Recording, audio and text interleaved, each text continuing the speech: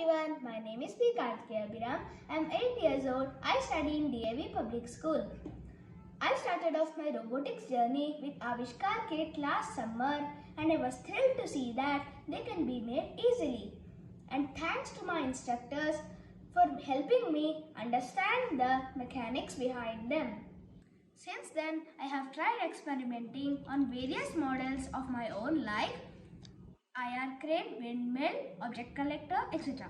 Last month, I attended an AI webinar and got excited to implement the same on my soccer board.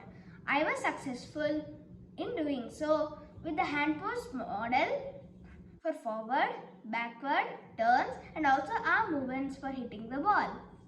Thanks to Avishkaar team for selecting my model as IoTM Runner-Up of the month and encouraging kids like me to continue with our innovations.